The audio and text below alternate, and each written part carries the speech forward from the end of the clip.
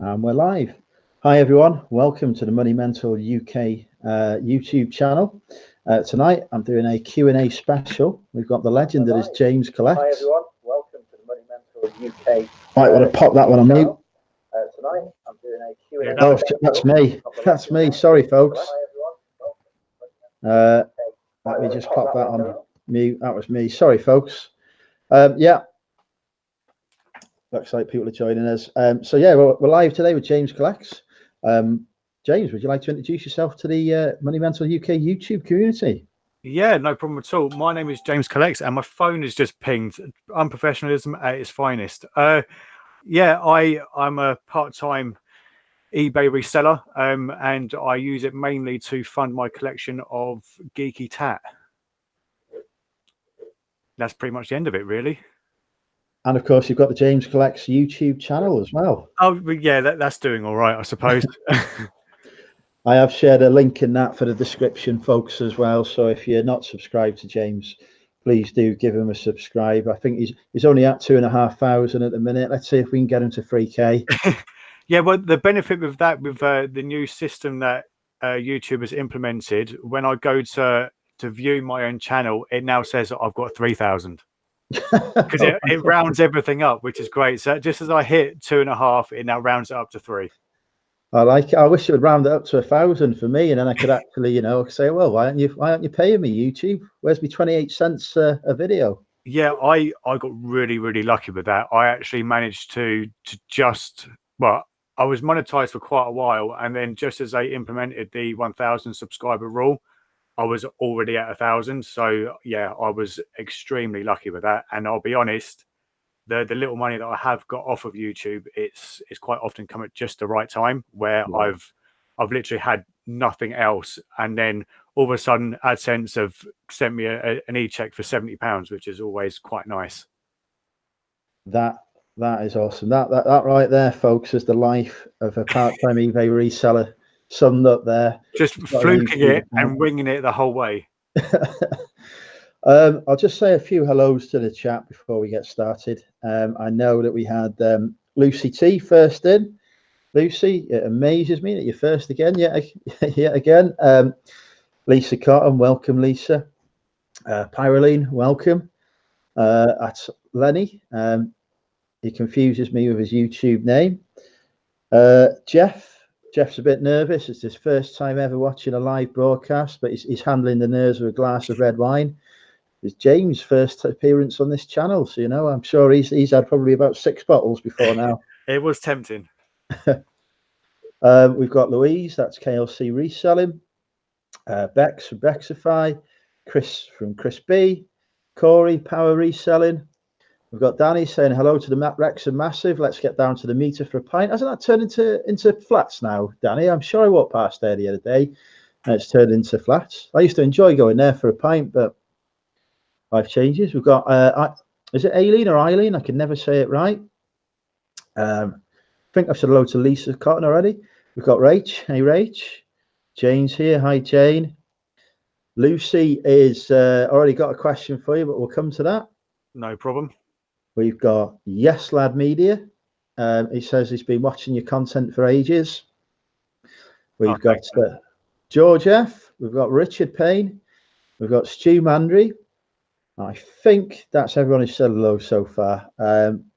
Conscious that C is live. He's halfway through a haul at the minute, but I'm also aware that I promised to do this at 8 o'clock. I've got to say, folks, having 50 billion different Facebook groups now to promote in, it ain't good. Took me nearly 10 minutes to promote. So yeah, been 15 years since I went to the meter. Used to go in Checkers. Oh yeah, of course, yeah. My Checkers. We got Shiv and me Timbers chat as well. So yeah, that's everyone. And Lucy actually had a question for you about your Monopoly collection as to whether or not they're mainly city ones. There is a good old mixture. I actually counted earlier because I knew that it was going to come up. I've got 43 different sealed ones at the moment, and I think pretty much 99% of them I've picked up from car boots. But yeah, they are mainly city ones. There's a few different franchise ones as well, but yeah, It's enough. I think last time I checked, there was over 2,500 different monopolies. So I've got a long way to go. That is absolutely mad. I've actually got some. It's not like I've got a collection. It's just that I'm collecting them for Q4. Yeah, I've got a for Q4 as well. I've got a lot of sealed board games for Q4. I've got a Monopoly Sharp edition. We had a Sharp factory. I don't know if it's still there in Wrexham. Yeah. So they've obviously got an exclusive edition there. And I checked the solds on Terapeak, and nobody's ever sold one. So I was like, well, we'll save that one for Christmas. So yeah, let's get into it. So James, I've been a long time subscriber of the channel, a long time fan. One of my original inspirations for getting into reselling, I actually came across James as he was a collector. So you set the bar very low then. But yeah, I have enjoyed your content for a long time. I think the interesting angle for it as well is that a lot of people are, such as myself, are resellers and are also accidental hoarders. For you, the hoarding is deliberate. Yeah, and it was completely by accident. I think it sort of started when I moved out from my mum and dad's and moved in with the other half. And the thing about Facebook is there's always an advert for something. And I think it started off with the Eagle Moss collection stuff. And I think that's what started my recollection of nerdy stuff. I mean, I had the old Pokemon cards when I was a kid anyway, which I think pretty much everyone my age did. It's sort of sat in the loft for 10 to 15 years, and then you don't really notice you've got it until you move out and you go through all the boxes of all the old stuff, and lo and behold, there's a load of old stuff that brings back that huge nostalgia hit. And yeah, I think that's where it all started again. I've got to say that's one of the draws for reselling for me as well. I'm a big sci-fi buff. I've got stuff in my collection which is a lot more limited than yours, but I've got Star Wars and many Star Wars and Star Trek collectibles because those are the big franchises that appeal to me. But yeah, and I've got a lot of stuff that I used to go to the Entertainer. Yep. They used to have stuff there knocked down. You get it 70-80% off, and it's good. It's good stuff that's probably now worth considerably more money. And I've got originally when I was a kid, we had a shop in Wrexham, which those who know Wrexham will probably remember, called Granny Midge's. And it used to have it used to be a big antiques place, but in there it had so we say a toy store in inverted commas, and it used to sell all the old Star Wars kind of toys and stuff. I used to pick up loads from there as a kid, and I'm quite fortunate that I wasn't a kid who destroyed stuff. I'd rather just have it, than play with it. So I've still got all of that stuff as well, which is scattered around now, buried under piles of tat. But it's always been a passion of mine, and it, to some extent, reselling for me gives me the opportunity to pick up some of that stuff. But then I can't. I almost can't let it go again. I know the feeling. That's the thing I do struggle with is defining the line between what I should keep hold of and what I should get rid of. So I'm waiting to hit that point where I've got more than what I need, and then I can then start to, hopefully, make more money than what I am now, because 50% of what I'm picking up is stuff that I want for myself. So when you start getting into the doubles and things like that, that's hopefully when the money will start not rolling in, but it will start to be more available. So what was it that then, obviously, so we talked about the fact that the collecting sort of started again when moving out of mum and dad's, but what led into the reselling? Did it just sort of become a way to fund the collection, or? It was completely by accident. I think I was working on a Sunday and I saw a sign for a car boot, and I just went in and I saw this young lad who was just running around. He must have only been 14, 15 at the time. and he was picking up all the gaming stuff. And I was looking at some of the stuff that he was picking up, and I knew that it was worth a few quid because it was stuff that I never got to have when I was younger. Yeah. And then I started picking up stuff that I wanted to pick up, and it sort of snowballed into I'm going on a weekly basis. I'll go on a twice weekly basis. All of a sudden, I'm doing 3 car boots on a Sunday and 1 on a Saturday. And yeah, it was just completely accidental. Initially, it was purely just to collect, and then was having a discussion with one of the other guys, and you're literally finding things at the car boot for a very small fraction as to what it is actually worth. I mean, nowadays, I know it's not a great amount, but I buy most of my fruit and veg from the car boot simply because it's a lot cheaper. I tend to find it's a lot fresher. There's not as much plastic waste as well, which is always quite nice. And if there's anything that I know that we need, whether it's coffee granules or chocolate or biscuits or whatever, you can normally find it for half the price of what you would at a car boot. Even the hair products that I've got, I have probably saved about 50 quid in that alone since I've started doing it, and to the point where if I do find it, I'll just buy it for my brother as well because he uses exactly the same stuff. Yeah. And when you're buying it for £1 and it retails for between 3 and 4 quid a pot, I just tend to, sort of that sort of stuff I'll just buy whenever I find it, to be honest. But everything, I will buy everything that I use on a daily basis. I will now pick up from a car boot, and that's only been in the last 2 years or so. That's fascinating because I go to a lot of car boots to source, and I often see the people there selling fruit and veg and other stuff. And I've never, I don't know why, but I've never thought to buy that from them. I don't know if it's just because I'm so focused on sourcing stock that sort of everything else becomes secondary. But I've never even thought to ask them how much they're charging for stuff. I tend to do that at the end of the day. What I normally do is wait for the wife to wake up. I'll send her a picture of all the stuff that the fruit and veg store has available, and then she'll just tell me what she wants, which makes life a lot easier. But yeah, it's a lot easier just to buy it all in one huge lump at the end of the week, as far as I'm concerned. And normally the cherries are really good this time of year as well. There you go. These are the top tips that you come to Money Mental UK for. You can pick up cherries at car boot sales. Who knew that? So we've had a few questions coming in the chat. I'm keeping track because I'm not. just while you were talking, so I think I'll just work through those before we come on to the other ones, because we have got a sort of script that we loosely agreed, but it's always good to get a few questions. We've done the Monopoly collection question. Corey from Power Reselling has asked, how long have you been making videos? I know he's a big fan of yours as well. I think the channel started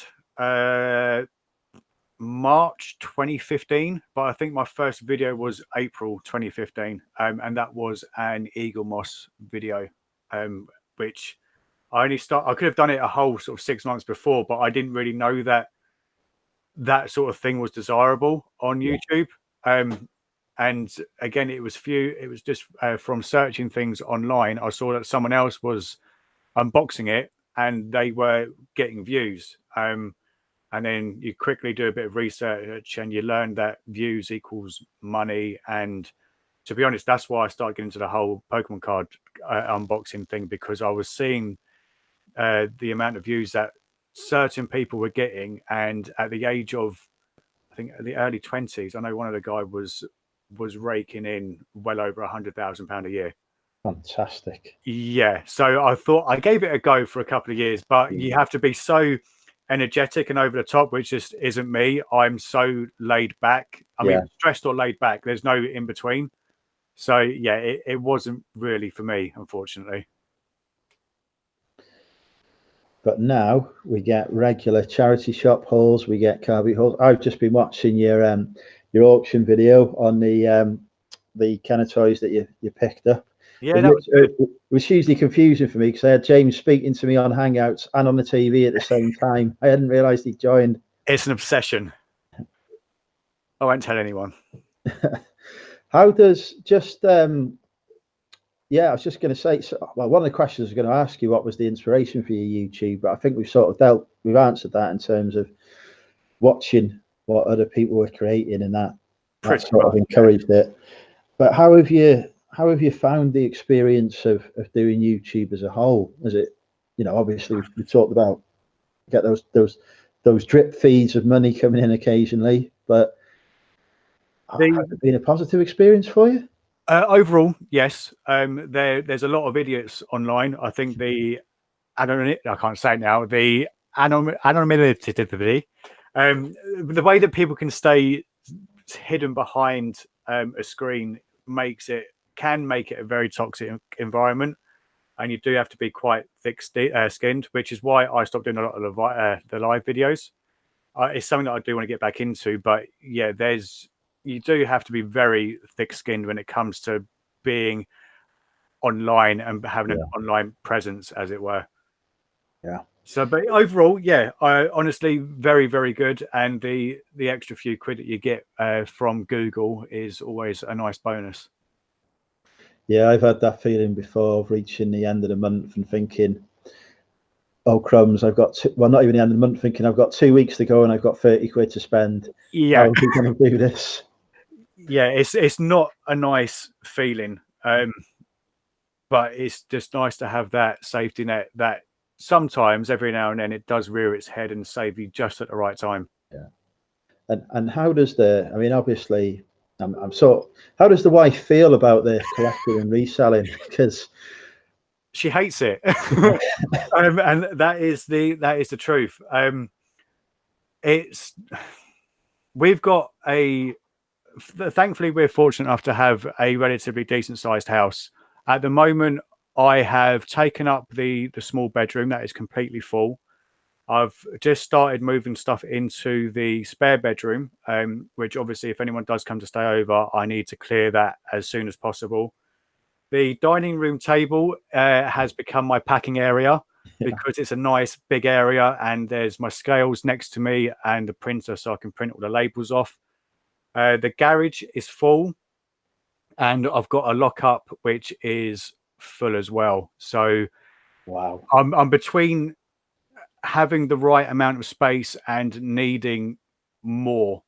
I think I may be looking into getting the loft fully decked out so that I've got a nice big area. The only thing I'm worried about is obviously items sweating while they're up there. Yeah, I know a lot of people who use the loss for storage. The extremes of temperature can be a nightmare. Massively. But good insulation, I guess, can help with that. I don't know. For me, because I thought about boarding out my loft and doing it, and literally the only thing that stopped me from doing it, and I went and got a shipping container instead, was I just couldn't be asked going up and down the lift. I'd rather it's up and down the ladder to the loft. I would rather pay to have a storage container and travel to it every day than go up a ladder in a loft. It's crazy. But that depends on your access to the container, whether it's 24-hour access or not. I mean, the amount of times I've had someone buy something at 9 o'clock at night and they ask for next day delivery. I mean, if you're doing this full time, it's not so much of a problem. But because I have a full-time job as well, I try and fit it around everything. Yeah. So the dream is to have, I might have to move up north for this because house prices are slightly cheaper, but to have a nice, decent sized house with a big outbuilding that's going to be like a double garage where I can just have everything on my doorstep. But I don't think that'll be happening for a while. Yeah, fair enough. Yeah, I'm lucky that I've got 24-hour access now, but I didn't have. So my old storage unit that I moved from the other week was it was really good. It was secure. It was in a nice building, well insulated. They had 3 trolleys to get everything to and from your car. It was really efficient, but it shut at 5 o'clock at night. Yeah. Well, what's the use in that? I work full time. I'm like literally, I'd finish work, and I'd be 50 mile an hour down the road to try and get there for 5 to 5, just so I could get in. And sometimes I'd make it, and sometimes I wouldn't. So just thought, no. Yeah, see, that would do my head in. The lockup that I have access to is 24-hour. And I don't think I could, having that now, I don't think I could go to a lockup that is sort of 7 to 5 or 9 to 5. Yeah. And I don't do mornings, so there's no chance of me being there in the morning. See, I'm a nightmare. Even on my days off, and there's, say for example, like today where it's raining outside from the time the sun goes up until it goes down, I'll still be up at sort of 5:30, just potting around, trying to find something to do. I can't do it. Right.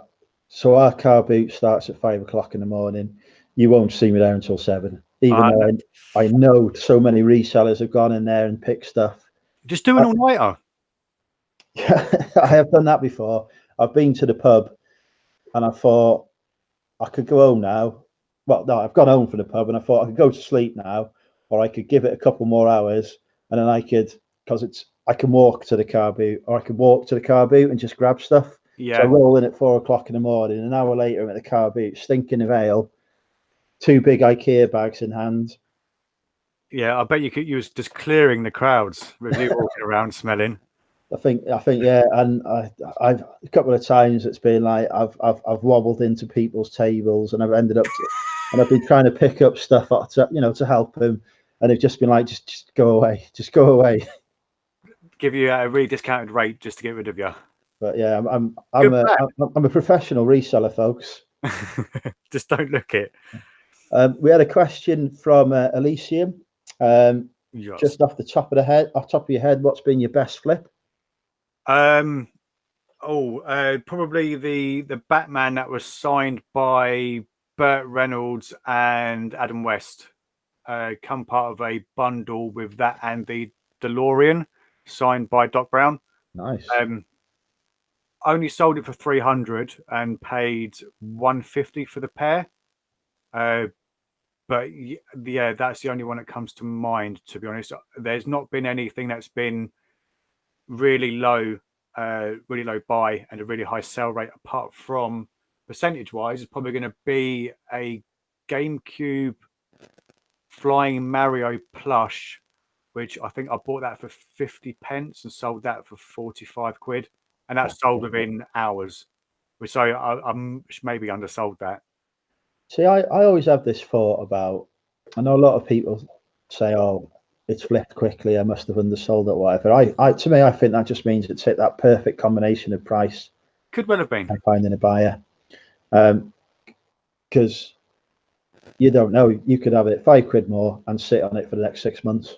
True. But again, the plush was honestly like that big, it wouldn't have taken up much room. Fair enough, yeah. There were some more questions as well. Stu's just saying that Stu Man's saying fruit and veg quality at the car boot is always better than most supermarkets as well. Oh, definitely. Even the like the old pick and mix sweets that you would get. Yeah. Even every now and then I'll buy a couple of cones of that, and it actually tastes of something rather than it's like been sat on a shelf for the last 6 months.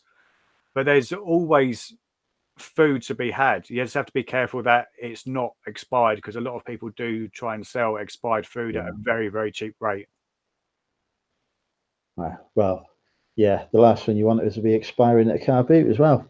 Yeah. Well, saying that, I got last year? It must have been last year. I got an absolute ton of food that was just about to go out of date. I had Nobby's nuts, which was £2 for a whole rack. You get in the pub. Also had digestive biscuits, a whole case of that for £2. So you can imagine how many rolls of biscuits there were in there. Yeah. A whole box of what's the little posh Kinder chocolates. Oh yeah. That was £2. And they were really nice actually. But yeah, loads of crisps and biscuits, and just getting it at the right time, because there's a lot of people that do clearances of shops and things like that, and they just want to get rid of the stuff as quickly as possible. You've converted me. Next time I go to the car boot, I'll be doing a whole video showing off my fruit, veg, and crisps. You'll do that. You'll be driving home and you'll just be nibbling at the raspberries that are next to you. Yeah, true. Corey, I think Corey's going to ask you lots of questions. He loves you. Corey wants to know what your all-time favorite item is that you've collected. Car boot or not car boot? That's the question. Oh, good question. Do both. Okay, not car boot. It's probably going to be the Hulkbuster that's behind me, which is, I think that's one of my first videos as well that went semi-viral. I say viral, only got like 5,000-6,000 views in total, but it was such an awesome thing to get, and it was the first big sort of item that I ever had. As for car boot wise, you'll have to come back to me. I'll have to have a think in the back of my brain and go through the files and files of useless knowledge that I've packed away. Fair enough. And Danny Parkin, welcome, Danny. Wants to know what are the top 3 items you look for when you're at a car boot. So 3 items that sell very well. Well, video games is always a good one. Wii stuff has a nice, quick, easy flip. For myself, any Game Boy stuff, which to much you don't find very often. I find that you tend to see more PS1 stuff than Game Boy stuff. Way more PS1 stuff, but it was mainly video games. Sealed board games are always a nice one as well. Generally speaking, if they're, depending on what they are, Monopolies I'll quite happily pay £10 for. Other board games, if they're normally under a £5, I'll buy them, because again, you wait until Q4 and they're going to go for an absolute worst case scenario at cost price. Yeah. But normally there's obviously a lot of money to be made in those sorts of things. I remember my favorite pickup now. Go on. Because I've just opened up my my channel in the background just to jog my memory. Last year I was at a car boot with 3 other guys who both resell and collect retro gaming, and someone approached us with quite a large lot of retro gaming stuff, and we ended up only paying £100 for the lot. We divided it up at £25 a piece, and we very amicably, which doesn't happen very often at car boots, split everything that we got, so everyone got something that they wanted. And that was absolutely fantastic. It was such a buzz, not only to get that stuff, but in a community where, especially the retro gaming stuff, where it can be very, very aggressive. It was so nice to have everyone working together to the point where we didn't know what we wanted to pay, because the guy had no clue what he was selling. I think he just wanted to get rid of it as quickly as possible. But yeah, I think that was episode, God, hang on, give me a second and I'll tell you. I remember watching that one, actually. I remember being impressed that they're talking about the fact they'd actually cooperate on something, because I pick up a lot of gaming stuff, and I know there's people who literally, certainly at the car boots near me, as soon as the car's unpacking, as soon as it's driving down, before they've even stopped to pick a pitch, there's somebody always going, have you got any games to sell? Yeah, that happens at our Saturday car boot, which is, well, I'm sure quite a few people know where I go on Saturday. It's Denham Car Boot, which is notorious for the type of people that it attracts, and you do have to be so aggressive there, otherwise you will just get left behind. But on the Sunday car boots, it's completely different. It's much more calmed and chilled out, where I think there's only really one person that goes round and asks for video games, which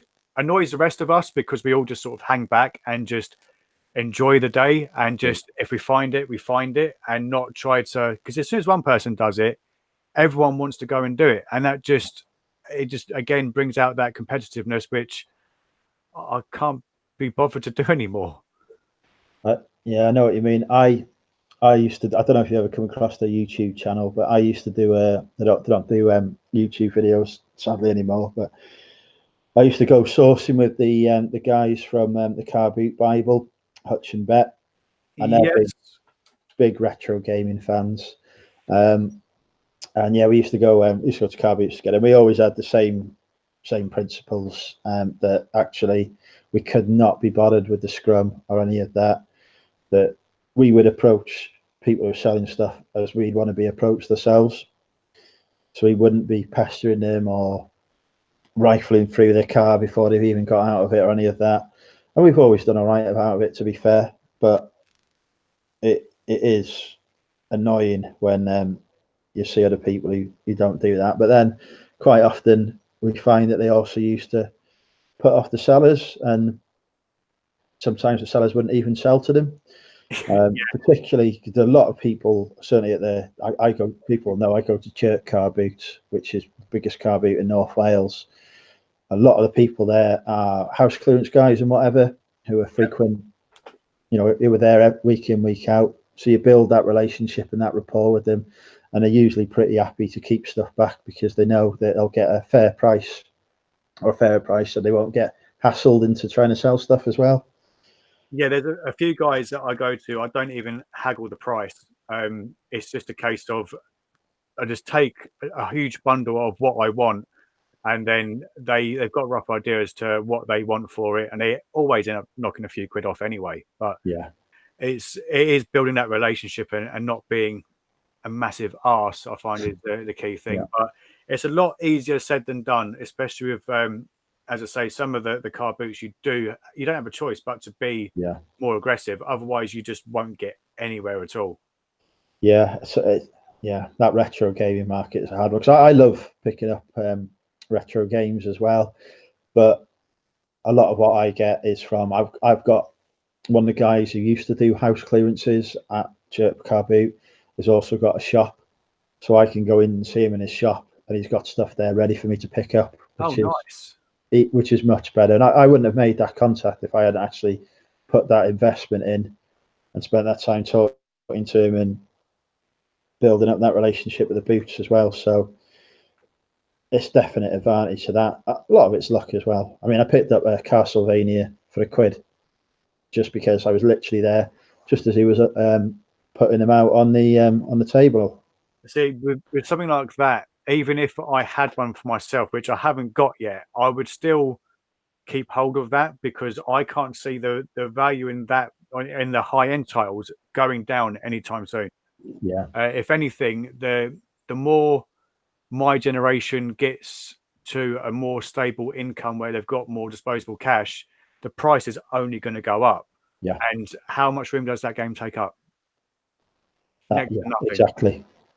So something like that, I would sit on it until I'm either desperate for money or for some stupid reason the price just skyrockets. Yeah, definitely. I keep an eye on souls on it because I've got the signature special edition as well, which is even worth even more money. So it's a limited edition, and I'm just every week I'll go in, quick few seconds to check the souls on it, and for me, I'm not letting it go until it reaches about £500. I don't blame you at all. If I had it lying around, I would do exactly the same. Unless, as you say, I come to the position where I'm like, you need the money there and then, because I know even CEX will give me over £200 for it because I took it in there just to see what the cash price was. So I know straight away I can flip that tomorrow and have a solid amount of cash. Yeah, you've got that to fall back on if you ever do need it. And that's a thing that not everyone thinks about on reselling. Is a lot of people are looking for the quick flip, the quick profit, but actually there is sometimes an advantage to sitting back and just watching what happens with the market with stuff. Oh, exactly. I mean, I think everyone in the reselling community has probably held on to most of their Toy Story stuff, waiting for Toy Story 4 to come out. Exactly. So with us all doing it, it's interesting to see what will actually happen and whether So I've played that one slightly differently in that I've put my stuff up, but I've listed it high, so that it might get a sale, it might not, but I know I'm already there. It's ready. It's listed. Yeah. As soon as that film comes out, because the market could well get flooded. I think it will do. I mean, how many members are in are currently in the chat group? 3,000, I think. 0. Is it going to be closed now? Yeah, we closed it on Monday, but we took out because Facebook is crazy. If you want to close a group down, you can't. There isn't just a magic button you can press. Okay. You have to take out. You have to manually take out every single member of the group. So there were, and we were still approving people to join the group over the weekend. Yeah. We were up to 4,532 members that we had to take out individually before we could close the group. So that was most of what day we are now, Tuesday. That was most of yesterday afternoon. Oh wow. But yeah, it was 4,500 members that were in there. Some of them will probably not be active in it anymore and won't be resellers, but we're still talking probably a good couple of thousand people. So if you was to imagine, I mean, you'd think that most people who do what we do are going to be on the ball to some degree. So Yeah, it is knowing what is coming out. I mean, I know that there's been talks of, well, with E3, there's obviously a lot of talks of video games that are going to be coming out. So keeping an eye on what games are due to come out could make the older generations of games suddenly spike in price. It's like when Modern Warfare 2 became backwards compatible. yeah. Before that, you could pick them up on a weekly basis for between 20p to £1. Then all of a sudden, there was none of them about at the car booths, and they were selling for what, 25, 30 pounds each. I was picking them up for 50p, and I was flipping them for as soon as it became backwards compatible, everyone put their copies of the prices up. I was buying them for 50p still and flipping them for about 15 quid. Until the market again got flooded, and I think the price is well down now. I think it's about £4. Yeah. So yeah, it's dropped dramatically now. But it's trying to. I mean, if we could work out the formula as to what's going to happen, we'd all be millionaires overnight. Or if we had an inside person in Microsoft or Sony or somewhere like that. See, I remember hearing somewhere that we have someone in the community who's done some work with the Grand Theft Auto games. We do. Tap Peddler Derek, he may be watching. I'm not sure. He's a big fan of this channel. But yeah, he's worked on quite a few of the Grand Theft Auto games. If he could to tap up some of his old colleagues, that'd be absolutely fantastic. I'll tell you what, as well. I know to speak to Derek most days. He gets a lot of job offers to go back into games developing as well. And I keep saying to him, you could do that and you could get the inside knowledge on the gaming market and just absolutely conquer it. Oh, massively. But I think he prefers reselling because he's got a property up in Scotland that he's slowly refurbishing and doing up. And actually what he's enjoying is doing that up, and the reselling is paying for it basically. Nice. Yeah, so in terms of what I looked at, sorry, back to the original question. Yeah, we got sidetracked a little bit there. In terms of what I look to pick up, it's actually not hugely different from James. Board games are bread and butter items for me. I sell those week in, week out.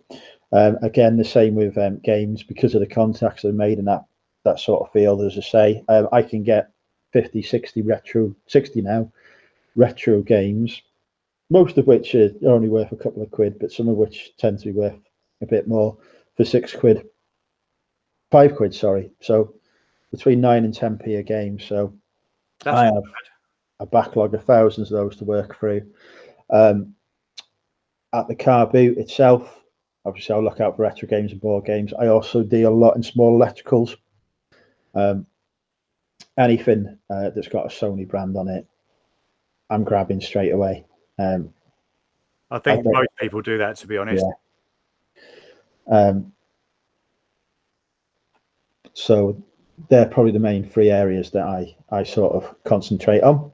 So your retro games that you pick up for a cheap amount, you say you're sitting on hundreds upon hundreds of titles of those? I've got, so your shelves behind you, I've got the equivalent of that, just full of games.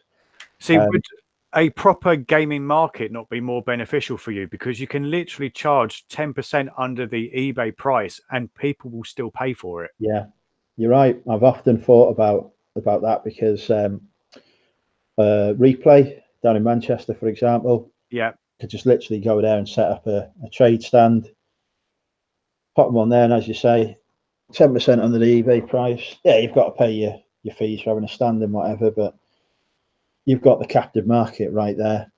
Oh yeah, and people obviously got their wallets full of money, and they don't want to go home without spending what they've taken with them. So if you've got that many, it may be worth setting yourself a target as to when I get to 1,000 games, that's it. I'm going to a gaming market and I'm going to sell. Yeah, I'm already past 1,000 as well. Oh, okay, 2,000.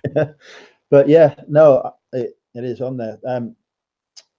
In fact, well, I need to speak to Car Boot Bible guys, but I think one of the things that we've been talking about is going down to one of the gaming shows, the trade fairs, probably the one in Leeds, and they'll go around and spend a fortune buying stuff. I'll go around and get a fortune selling it to them. Oh god, yeah. Especially, but what you can do as well is if you are selling, is you can charge them space to actually drop their stuff off as well. Yeah, true. So that will cover your fees for the day. Yeah, smart man, James. So I've been told. Although most of it is just stuff that I just make up as I go along. To be honest, if you sound confident when you're doing it, 9 times out of 10, people will believe you. Yeah. We had some more questions that came in. The chat is actually quite busy, so I've been really poor at participating in it. Yes Lad Media, hi Yes Lad Media, wanted to know if there's any PS1 or PS2 games that are on your watch list in terms of what's missing from your personal collection. To be honest, all the massively high-end games are still on my watch list. I'm determined to not buy any of them from a retail outlet or from eBay. I would prefer to find them out at a car boot myself, because just doing it on eBay just sort of takes the fun out of it, to be honest. I mean, if I really wanted to, I could knuckle down and complete everything within a couple of months, but then that's it. I'd be done. Yeah. I mean, I've done a few sort of GameCube games from CEX that they were just in there at the time, but I like to be able to see the item and the product in front of me before purchasing it. Yeah. So it's just going to be a case of time, really. Yeah. Yeah. I mean, I've actually sourced stuff from CEX and flipped it before, but on eBay. But it's the quality sometimes of what you're getting there.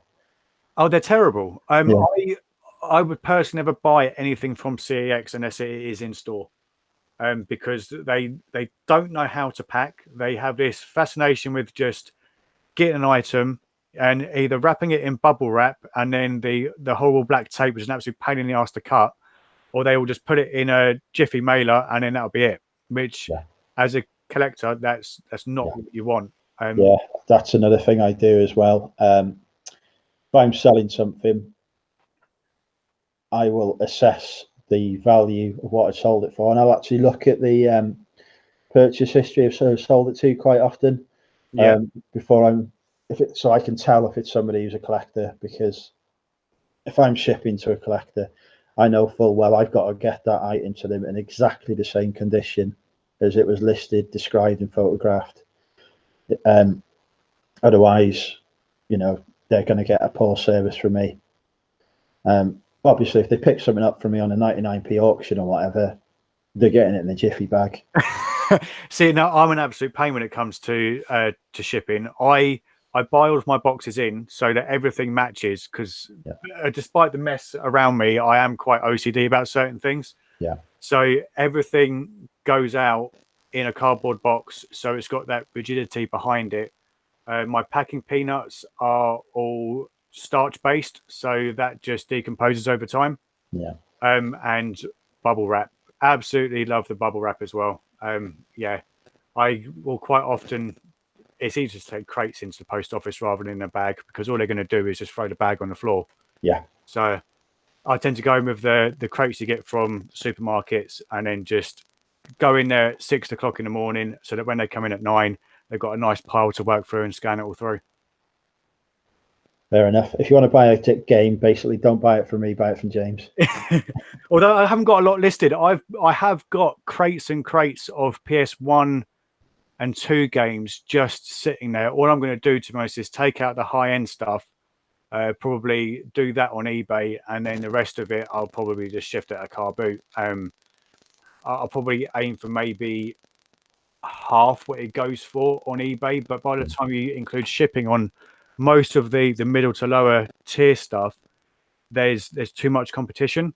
Yeah. So if you time it right, you might be able to do a car boot where like there is a collector there that wants what you've got, and they're willing to pay sort of 50% of what it goes for on eBay. But if you're picking up for sort of 50p a pound a piece, it's not really that much of a problem. Yeah. Diana, South London reseller, has joined us. Hi, Diana. Hi, by the way, to everyone who I haven't said hello to in the chat. It's there's quite a lot of you watching at the minute, but Diana is saying that GTC has been good to cancel, has been bad for a shop. She's wondering if it's had an impact on our sales. Sorry, what was that? The switch to good till cancelled on eBay. I don't know if you. I know you do a lot of auctions anyway, but I don't know if you used to list things on 30-day or 10-day, or just used to put them on to cancel anyway. Everything. Most of my stuff is good till cancel or 30-day. It depends on stock levels. If it's something that I've got multiples of, then I tend to have that on as good till cancelled. But if it's one-off items, then it tends to be 30 days, and then I'll just renew it on a monthly basis. I mean, I'm really bad at adjusting prices. I should really go through and start lowering the prices on a lot of stuff, but most of it is laziness. And because I've got that collector inside me, I don't want to let anything go for less than what it's worth, which I think a lot of people do, is they want to let it go for what it should go for, which means that everyone is at a level field. So the market is just flooded. Yeah. But yeah, I like my auctions too. Yeah, I've started doing a lot more auctions recently, just to clear stuff that either isn't selling or has dropped in value to such an extent that I just need to get rid of it and free up the money for reinvestment. But yeah, eBay has switched now. Everything is good till cancelled, whether you want it to be or not, unless you're doing auctions. So, but I haven't seen, because I used to do 30-day listings on all my buy it nows, and then I used to go in and just relist them. Actually, used to do sell similar on it, and to be honest, it was a real pain doing it, because at the time I used to list stuff in spurts, because I work full time as well. Yeah. So I wasn't listing every day. So I'd say list 50 or 60 items at once, and going through and relisting and doing a sell similar on 50 or 60 items, just watching that spinning circle go around, just used to drive me mental. So now none of that. It's all good till cancelled. I have seen a decrease in my sales, but I don't link that to good till cancelled. I link that to the fact that we're entering the summer anyway. We know traditionally that less people sort of buy the stuff I'm selling in the summer. So see, I think it's just that.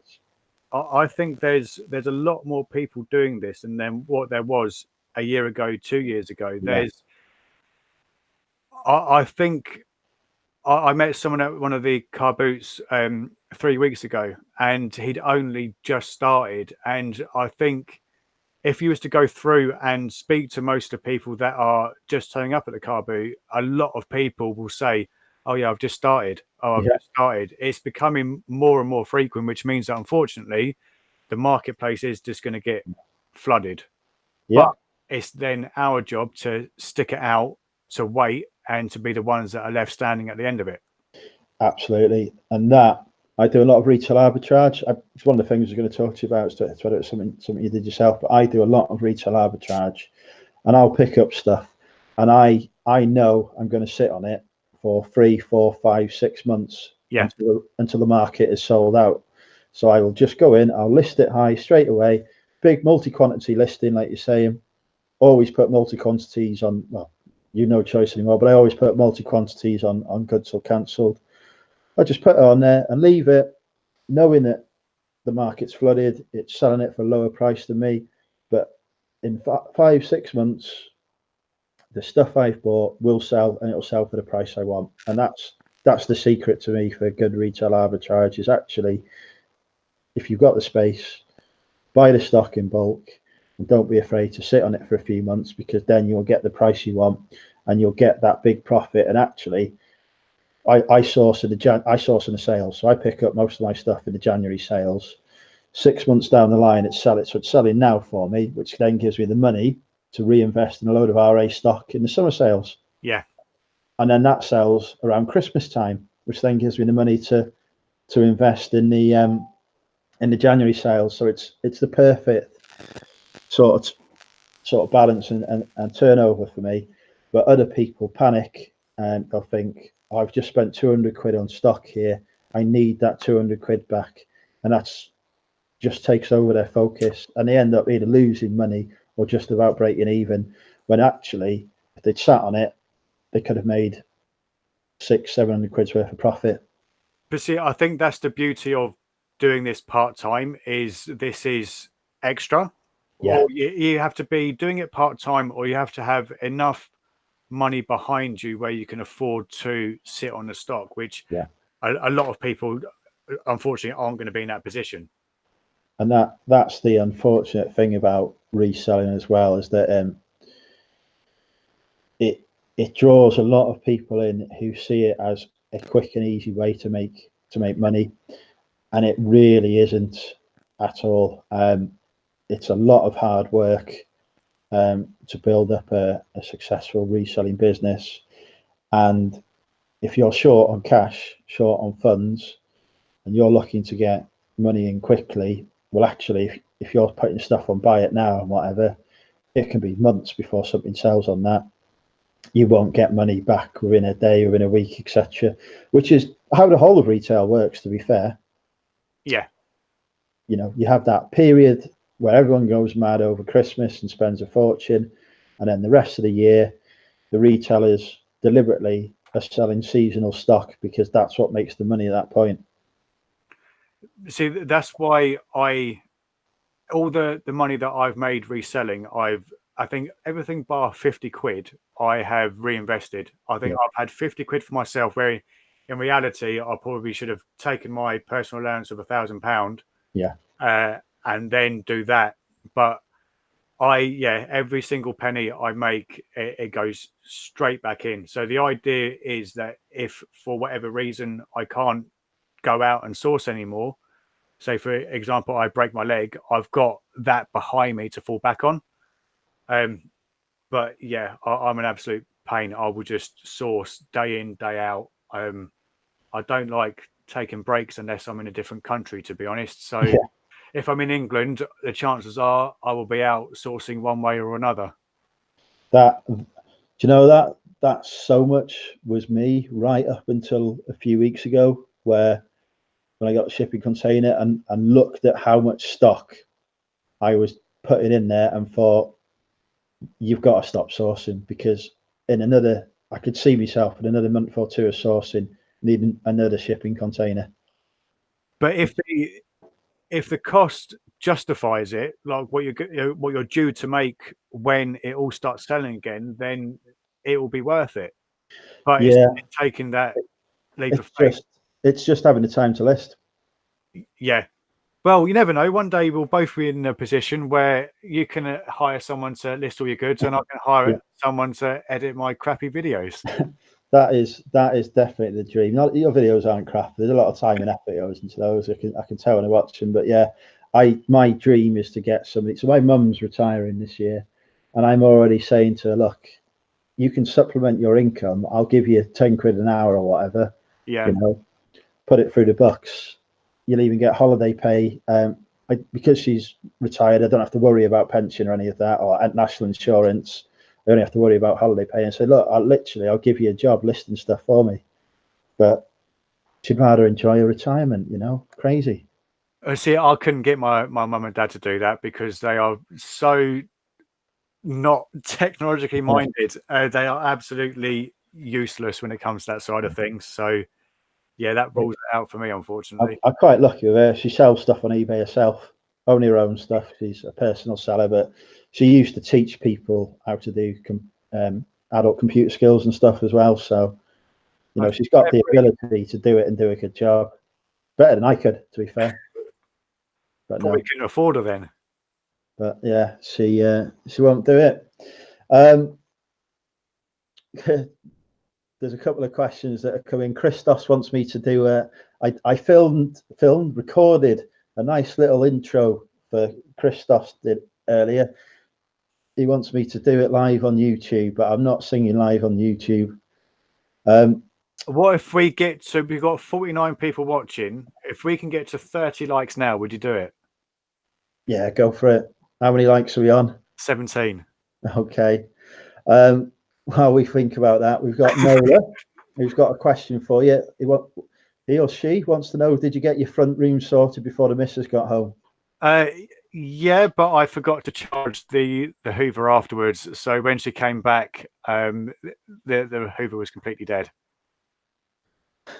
I bet that went down well. Yeah, I think that was a box of old Teenage Mutant Ninja Turtle toys where I had the box. I literally just poured it all out. It was really annoying. I ended up buying a whole box of 15 quid, and I went through and sorted out everything, and there was only one toy that was complete. So there was loads of accessories, but there was only one that had everything. And can you please just look at the likes on this video, because we have 31 likes. Oh, why did I agree to that? Oh, brilliant. So my intro. So Christos, if you're not subscribed to, you better still be watching. We've got Zian as well. Hi, here. Christos better still be watching. Corey, can you start recording, please? Oh God, no! Don't do that. Christos Fellas, who's in the chat, has got a YouTube channel. Christos sells on Amazon. He's building a community. He's been working on it for a while now. He's building a community around selling on Amazon FBA. And his vision is to sort of train new sellers and how to sell on Amazon FBA and how to do it properly, because, you know, without getting gated or without getting suspended and such like. So he's been doing instructional YouTube videos, but he's chatting to me today about, because I don't believe in doing intros. I don't do intros on my YouTube at all. But Christos is a bit more professional than me. So he was saying he wanted to do, he's got an intro at the minute. He's got music on it, but he was worried about that music becoming copyrighted. Okay. So I said, it's cool. I'll do you an intro music. So literally, I've sent a message to Christos today going, hang on, I need to get my singing voice on. My name is Christos, and I am from Amazon. My name is Christos. I'm not really from Amazon. I'm not really from it, but I'm going to tell you how to use it. My name is Christos. Come watch my YouTube. It's terrible. I cannot sing. That was. Sorry if you recorded that. I'm going to kill him. Second. That better not be recorded. I'll be honest. I did start screen recording, and I had my boom mic on record rather than my desktop audio. So you're very, very lucky. Thank goodness for that. All right. So we had more questions in the chat. I'm well behind on this chat. Apologies, folks. There's like, I don't know why, but I used to get 20 odd people watching. I could cope with that. We're up to 50, 60 people now. Yeah, we're down to 52. We've managed to get rid of 8 people. We've offended some people. That's my singing straight away there. As soon as they hear it. Just check there's no more questions in the chat. Just screwing down. It's mostly people abusing. Three things Andrew likes to pick up at car boots, says Stu Mandry. Retro games, small electricals, and leggy blondes. I actually prefer brunettes, Stu, thank you. All sorts of more, says Billy the First Gay and Proud Doll, found one for £1 and flipped it for 120 quid. Oh, wow. So here is talking about his office. Andrew prefers brunettes. Bex is right, she's told that. Am I in my boxes? Corey wants to know. Corey has stopped asking us serious questions. Everyone wants to know, is a poly in my pocket?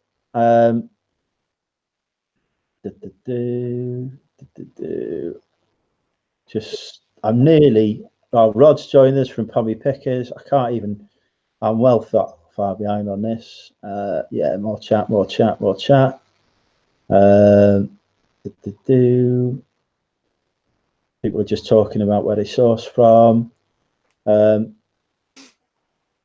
Chapman's with us. Hi, Ken. Andrew almost said you can pop your cherry at the car boot then. So I'm 30 minutes behind on chat now. Oh, we're on to the singing. Ken, I think, isn't watching live. He's a bit behind. I think Corey may have recorded everything.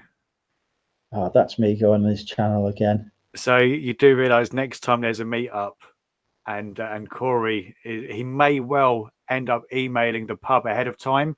And if there is an overhead projector, and I pray to God there is, there'll be your face singing as people are walking into the pub.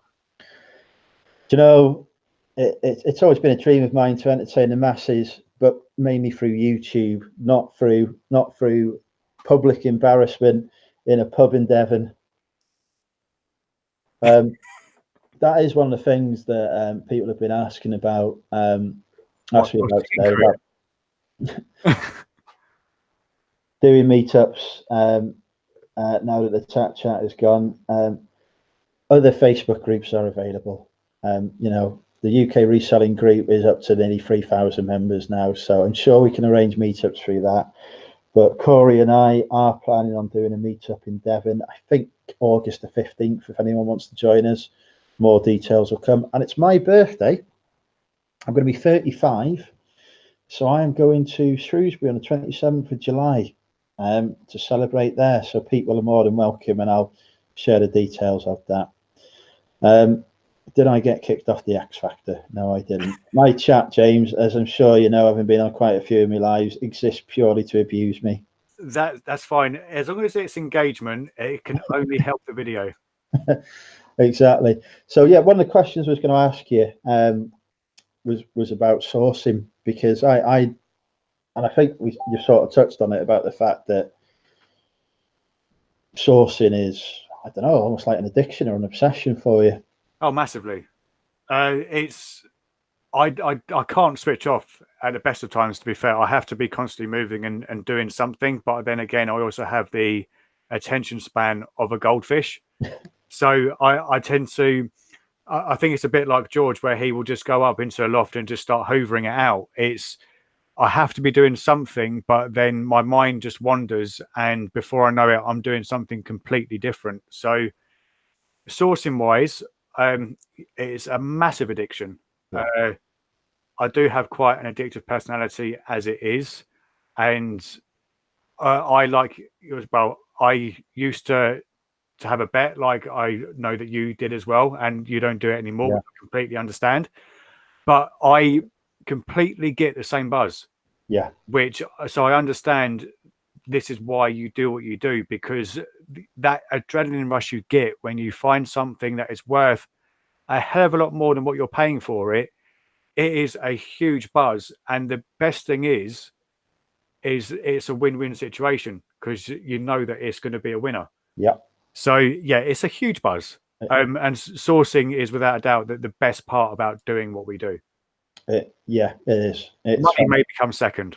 It is fantastic, and it's exactly right. That buzz is even, and what my sourcing, as I say, I've stopped for a few weeks now, but I'm back on it. Literally back on it on the last weekend of this month. Even going to the supermarket, I'd be picking up stuff from the supermarket that's for RA purposes that I know is going to make £2, £3, £4. For me, it used to be I wouldn't leave the supermarket until I'd made back the cost of my shopping in terms of potential profit as well. Oh no, that is dedication. I will go as far as checking the clearance aisle on in a supermarket whenever I go, but I don't think I've gone that far to try and cover the cost of the shopping. Funnily enough, that we were talking about Tap Peddler, Derek, who does the Grand Theft Auto. I can see his name's popped up. He's joined us. Hi, Derek. We were literally talking about you before. We were saying we need an inside man in the gaming industry who's going to tell us what the next hot things are. Apparently, it's going to be Vice City 2. That's the rumors I've heard. Is Grand Theft Auto is going to be revisiting Vice City. Well, we've got the man who can tell us. Derek still goes to the Rockstar office parties. I bet they are wicked. I bet there's some sore heads there 2 days after that. I'm also not sure if that was a secret when he told me that, and when I'm still supposed to share it, but never mind. Well, It's only out on YouTube now, Derek. You'll be fine. so there's only going to be a few people watching this. It's fine. So, yeah, just on the sourcing front. So I've seen you pick up stuff from Facebook Marketplace, from charity shops, from car boots. Yep. Any other areas that you look at in particular, or is that pretty much with the full-time work as well? I've dabbled at an auction. Didn't actually buy anything, but there was a friend of mine who goes to my Sunday car boots who goes there, and we would never outbid each other anyway. So if one of us wanted an item, we would back away. And there's like an unsaid gentleman's agreement between sort of 4 or 5 of the guys that go there. So if one of them bids on it, the other people would just leave it alone. So I have dabbled. Well, I've gone to a couple of auctions, not bidded, not bought anything yet, but just to give it a flavor. But I think again, with that buzz, I'd probably be one of those people that just does that constantly, and forget that I'm playing with actual money and not monopoly money. Yeah, So I went to an auction. I've just noticed Nick has joined us. Nick Hills. So hi, Nick. Hi, Nick. I was talking to Nick about this earlier, which is why it's reminded me. I've been to an auction once and picked up one lot of items for an auction, and it was a box of small electricals. Yep. I got it because there were 2 Sony Dream machines in there that were worth about 25 quid each, and I think I spent about a tenner on the lot. But buried right at the bottom was, shall we say, a sex toy that was no longer used. I should hope not. Well, sorry, had been. Well, let's say I think it had been used from its condition. That was just that did slightly put me off the auction buying experience, and I've not been back since. I will go back. Going through my mind, and I'm trying to keep this family friendly. Oh. Yeah, it was. Yeah, I am Nick. It was, yeah, and we did a Cellar Lads episode on Nick's channel a few weeks ago. I think it was episode 2, and it was show off your tat. So I literally said to him beforehand, I've got the perfect item to show off in front of however many thousands of people are going to watch this. He wouldn't let me do it. I've not forgiven him since. He's also stolen me mixed grill in the past as well. No, I haven't thrown it away, Bex. I've still got it. He washed it and sold it on. But yeah, that was my one and only experience of buying at an auction. But I know Derek Tap Peddler picks up a lot from auctions, and he has the same approach. He has the same approach to me. I think I actually copied it from Derek in that, looking at the contents of what's in there, focusing on the 1 or 2 items in a lot. And if there's 1 or 2 things in that lot that you know you're going to make money on, don't even bother looking at the rest. Just set your bid value and your price based on those items. So I knew those Sony Dream machines was worth about 50 quid. So I was going to go up to 20 quid on that box. But I didn't even, because I did go around and have a look at the stuff because they did a viewing day. I didn't even look at anything else that was in it. And, you know, I wish I had to some extent. But yeah, mortified I was. Can I ask what colour it was? Purple. Purple. If I wasn't at my mother's house, if I was at home, I could actually showcase it now. But I'll save that for my 1,000 subscriber special. Okay, that is going to happen now. You said that. If I could get you to sing on my first live video with you, we are going to get you to get your dildo out. I think then if we do a we've got to set a date for it then. If I get to 1,000 subscribers by, say, what are we now? End of August, I'll do it for my 1,000 subscriber special. Okay, I think it's fair to say that a lot of people are going to be pushing your channel now. So there you go, folks. You heard it here first. I'll be doing for my 1,000 subscriber special. I'll do something that will instantly get me demonetized by YouTube and will completely take away the point of getting to 1,000 subscribers. And I will not be using it, by the way, before anyone makes that suggestion. I am happy though to ship it in the post to any subscriber that wants it after 1,000 subs. Oh, that's going to be a nice one in the sorting office, isn't it? Oh God. So I'm conscious we've just hit the hour mark. We've, as far as I'm aware, we've covered the main subjects we were going to address for this initial Q&A. But I always open up the question to the chat. Said that the wrong way around, haven't I? I always open the chat to questions before we finished. Nick says he's definitely unsubscribing now. I think this may actually cost me subscribers. Well, I don't know. Some people I've already agreed to 1,000 subscriber challenge. I can't do it. No. Oh, hang on. What was the challenge? Was this involving a chili? The 1,000 subscriber challenge. Stu is holding me to account here. The 1,000 subscriber agreed that I will walk around the car boot dressed as Shrek, with other people filming me as I walk around in my Shrek fancy dress, haggling on car boot purchases and sourcing. I'm sure there's a way we can incorporate the two. Although you might get locked up for it. So I think maybe the dildo challenge. Well, my mum subscribes to this channel as well. She was watching me earlier. I'll have to. Just tell her not to watch this one. Just say, look, Mum, you can watch an hour in. After that, just don't. We've reached the watershed. It just goes downhill. We are past 9 o'clock. We might have to say, like George Ross has said, if he hits 2,500 subscribers, he'll jump out of an aeroplane.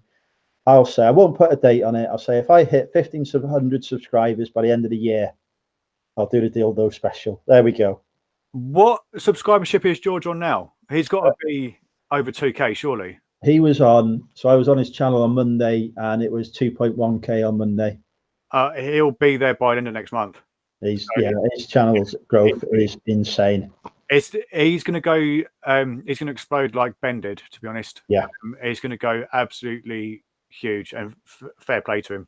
He is, and the only thing, he's getting a lot of trolls and abuse at the minute, which is it happens, unfortunately. Yeah, it's so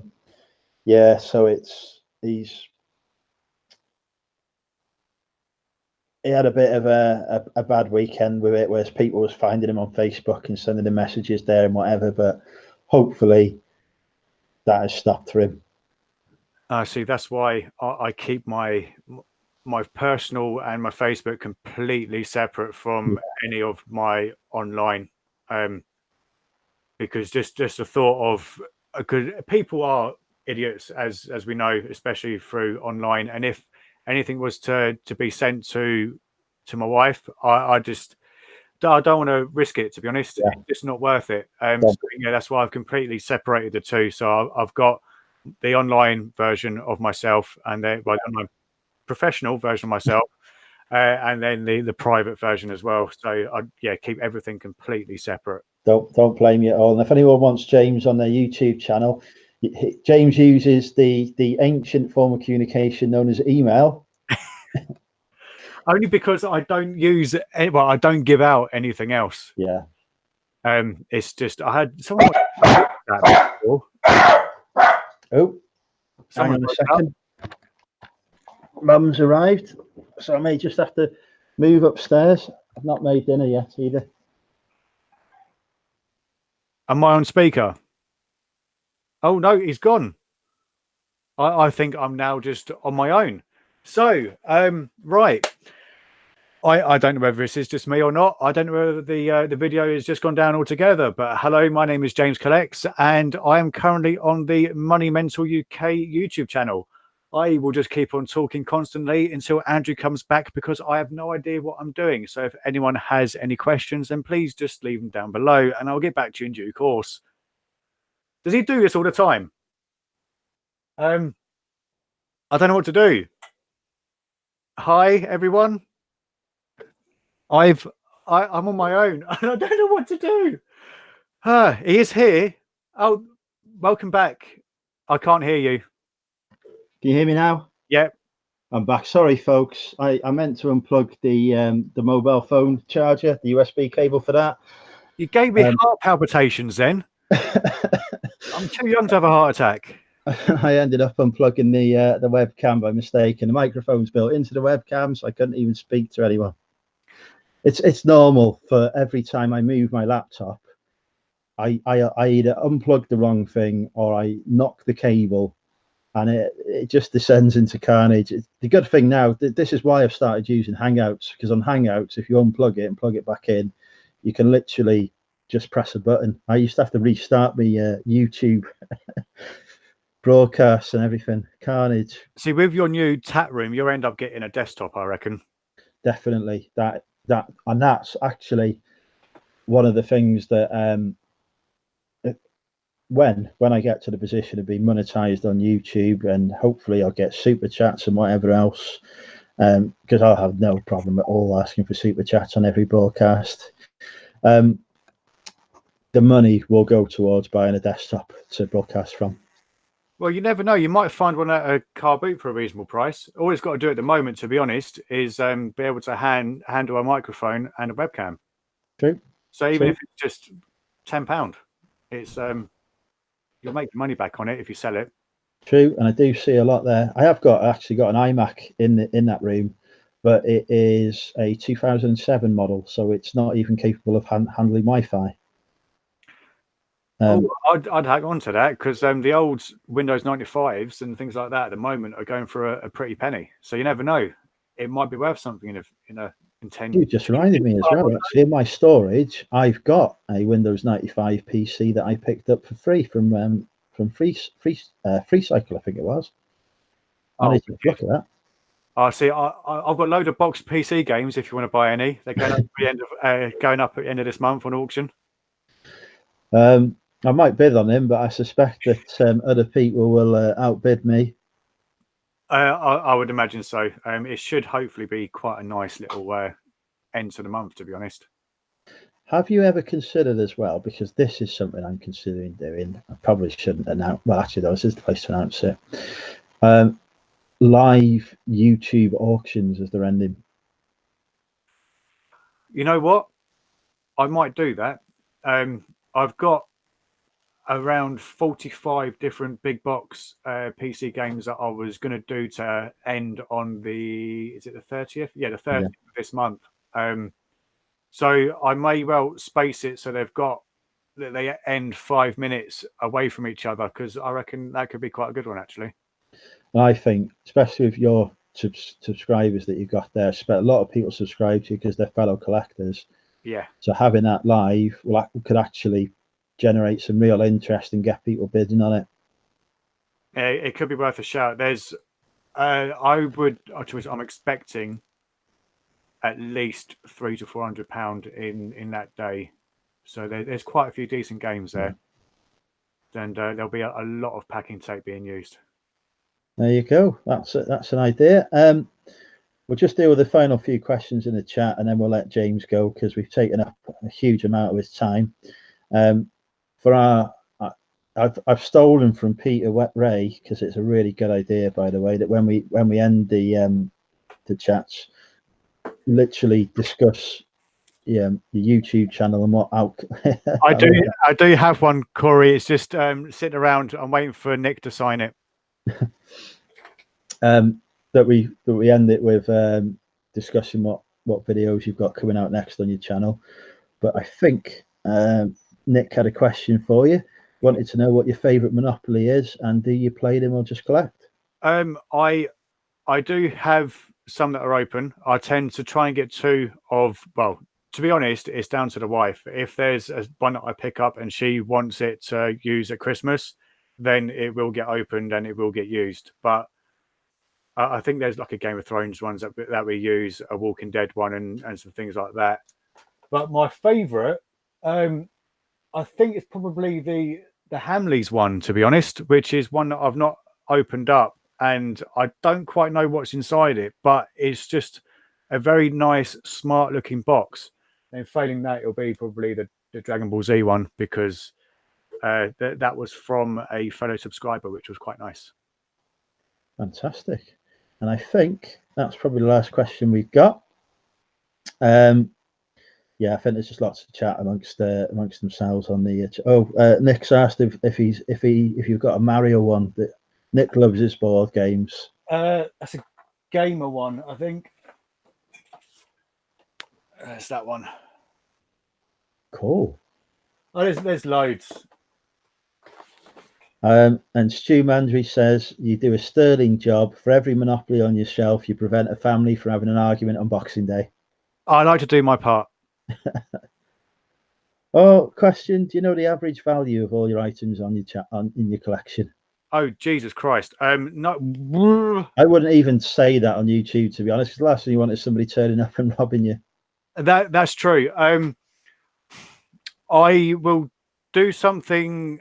Well, the Funko Pops to my left-hand side, they're all the Dragon Ball Z ones. That's probably worth just over $1,000. Wow. Yeah, and it might be more than that actually. No, $2,000. Sorry.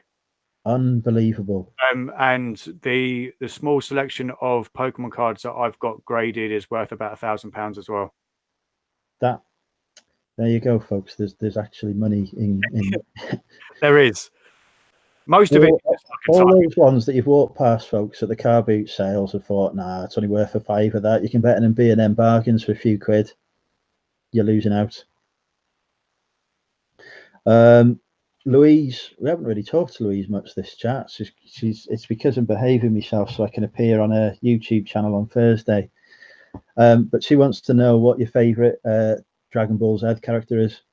It flips between Goku and Vegeta, to be honest. I think Vegeta had a better character arc, and can be more relatable, but I don't know, Goku's the man, so I don't know. It's between the two, but I'll flip between the two of them. I'm just impressed that I knew DBZ stood for Dragon Balls. Yeah, you was right, Dragon Ball Z. Yeah, Dragon Ball Z. Yeah, that's okay. I was going to say I was impressed to remember it, and then I forgot it. And Nola wanted to know what your rarest Funko Pop is, although we may have just addressed that. I know the rarest one would be the metallic Beerus, which is $200, I think. So about 150 quid. And I think the rarest one that I want is about £1,500. So I don't think I'll be getting that one because I think the wife would actually kill me.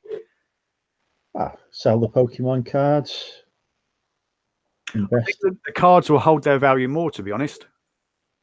So probably so, yeah. It depends. A lot less room. Yeah, it depends whether you hold it onto them as an investment as well, I guess. It's a bit of both. It's one hell of a nostalgia hit because the ones that I've got are the ones that I grew up with. So it's something where maybe in sort of 30 years' time or so, the ones that are worth £500 a piece now could be worth obviously a lot more in the future. So yeah, it's a bit of both. If the time comes where they have to go, then they have to go. Fair enough. And final question before we close the chat. So that's a good question that Nick has asked. Nick says he used to collect a lot, but doesn't anymore.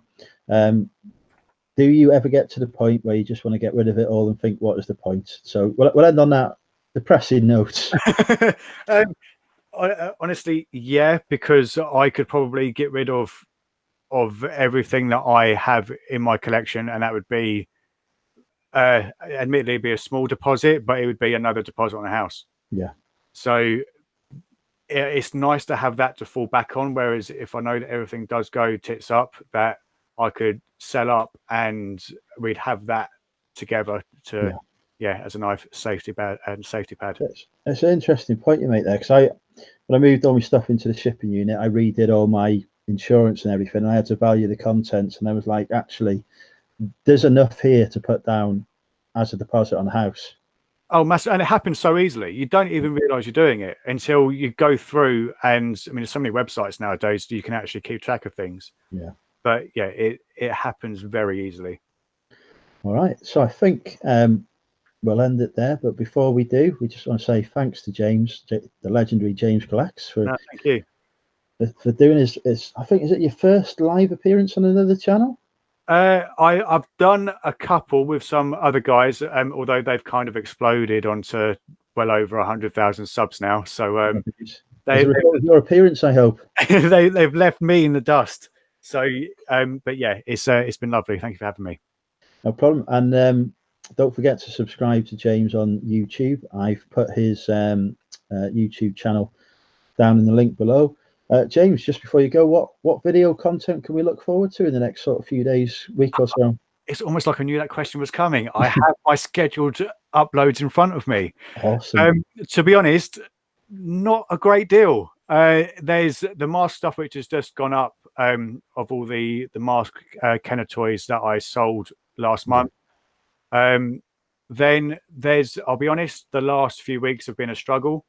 Next week will be a video where one of the games I picked up was a Paper Mario on the GameCube, which was very, very nice. Ended up spending quite a few quid with one guy and bought a dozen Monopolies from him, but they were all the same, unfortunately. All right. So you can only keep 2 out of the 12 then? Yes. Yeah, one to keep and then one to open up. And actually, a review of the camera that I'm using, because I think it is actually better than the Logitech. Fair enough. And one final question for me. Have you found your GoPro yet? The old one? Yeah. No. No, there is. I do have my normal one, which is here. But again, I think the issue is you get so self-conscious of other people watching. So I'm going to do what George was doing, where he was using a clip onto the backpack. Yeah. Because I get the whole having it on your chest is a bit, I don't know, like you should be walking around in a trench coat and just doing that. So I'm going to try it on the backpack this weekend, as long as the weather is good. Let me know how you get on with that, because I'm thinking about doing that as well, because I've got a fake GoPro now from the Chinese people. The people of China have supplied me with one of their cheap fake GoPros, so I'm going to try and strap that on. But it's worth doing. I think that would help boost you to 1,000 subscribers in no time, to be honest. Be honest, you want me to get to 1,500? Well, yeah, I want you to walk around dressed like Shaq, potentially with a dildo strapped to you in some way, shape, or form. Oh, I hate YouTube. All right, fantastic. So on that note, thank you for watching, everyone. You've been watching me and James Collects. It's been a pleasure having you all here. I will be live back on YouTube again tomorrow on Car Boot Chris, who I did see pop in earlier, but didn't have a chance to shout out. But I will be on Car Boot Chris's channel at 6:30 tomorrow, where we'll be playing 20 questions. And I have no idea what questions he's going to ask me. And then I'll be live on Louise KLC Reselling's channel, hopefully with Corey from Power Reselling at 8 o'clock on Thursday. So bye for now. See you all soon. See you later, guys. Thank you. I'll just take this off.